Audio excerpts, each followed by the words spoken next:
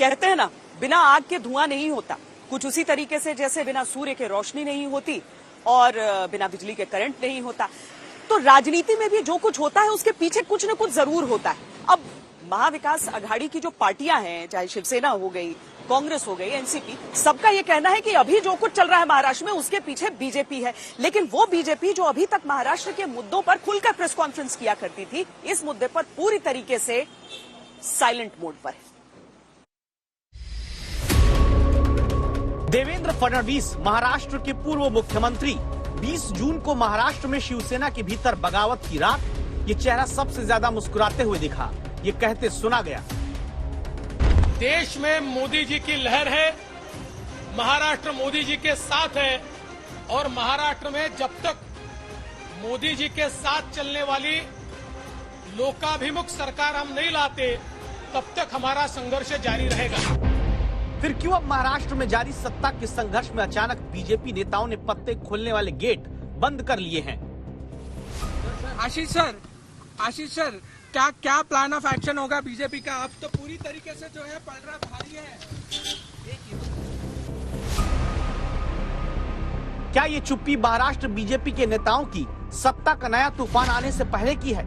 वरना 20 जून को जिस रात शिंदे की बगावत मुंबई से सूरत पहुंच गई, तब देवेंद्र फडणवीस राज्यसभा और विधान परिषद चुनाव में विरोधियों के वोट के दम पर जीत हासिल करके महाराष्ट्र में परिवर्तन की बात कर रहे थे। बड़े पैमाने पर हमको वोट मिले। राज्यसभा में हमने वोट तोड़े थे, 123 वोट पाए थे। अभी 134 वोट ये बीजेपी को मिले हैं। ये परिवर्तन की शुरुआत है और जब तक एक जनताभिमुख सरकार महाराष्ट्र में नहीं आएगी, हमारा संघर्ष जारी रहेगा।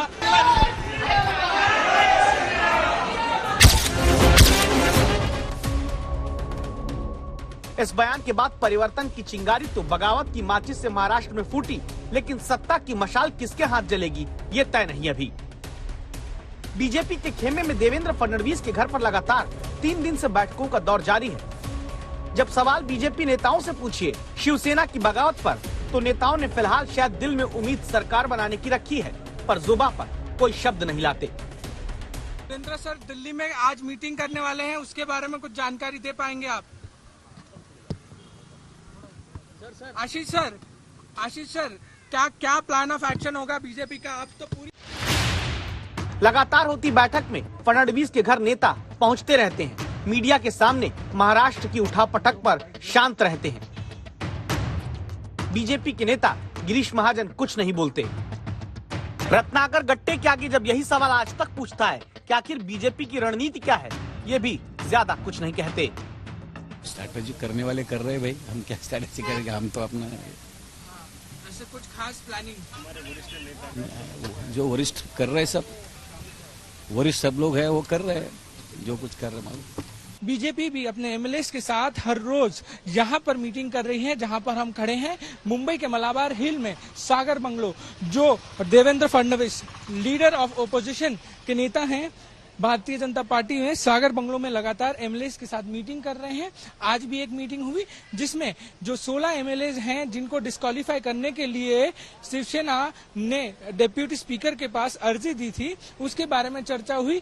मगर जब इस पूरे मुद्दे पर एमएलए से और भाजपा के वरिष्ठ नेताओं से पूछा गया तो उन्होंने चुप्पी साधने का ही निर्णय लिया। चुप्पी की वजह क्या है? बीजेपी एक बार 2019 के दिसंबर महीने में ही जल्दबाजी में शपथ लेकर भी सरकार नहीं बना पाई थी, किरकिरी हुई थी। तब शरद पवार के विधायकों के टूटने की खबर थी। इस बार शिवसेना में बगावत हुई, जहां राउत इसके पीछे बीजेपी को जिम्मेदार कहते हैं। तो बातें आपके मन में है वो आप यहाँ हमारे सामने बैठकर, उद्धव जी के सामने बैठकर भी बात कर सकते थे। इसके लिए आपको भारतीय जनता पार्टी का सिक्योरिटी और सहारा लेना पड़ा सूरत से गुवाहाटी तक। ये लगता है ये कोई एक सच्चा शिव सैनिक का आत्मसम्मान नहीं है, ये मानता हूं मैं, ये प्रतिष्ठा नहीं है शिव सैनिक की। आप अपने आप को अगर शेर कहते हो तो ये शेर की इज्जत नहीं है। एकनाथ शिंदे तो कह चुके हैं कि बीजेपी उनके पीछे नहीं, तो फिर कौन किसके पीछे है? सर्व आमदार एक मतानं आमचे सर्व अधिकार जो निर्णय याचा आहे। तब गौर करने वाला एक वीडियो देखना जरूरी है। गुरुवार को जब गुवाहाटी के होटल में बागी विधायकों का वीडियो बनता है, इस वीडियो के जरिए जब शक्ति प्रदर्शन करके अपनी ताकत शिंदे मुंबई में शिवसेना को दिखाना चाहते हैं, तब इन्हीं बागी विधायकों को एकजुट रहने की अपील करने के दौरान शिंदे ने एक बात कही। एक महाशक्ति अपने पीछे होने का बयान शिंदे देते हैं। शिंदे यहाँ पर बीजेपी का नाम नहीं लेते, लेकिन लक्षण वो सारे ऐसे ही बताते हैं। जे काय सुख दुःख आहे हे आपल्या सगळ्यांचं एक आहे, बरोबर? काही असेल तर आपण एकजुटीने किती काही येऊ द्या, हे आपलाच आहे, हे आपलाच आहे. मला तर तुम्ही जे म्हणालात ते नॅशनल पार्टी आहे, ते महाशक्ती आहे, ज्यांनी अख्ख्या पाकिस्तान म्हणजे काय परिस्थिती होती माहित नाही.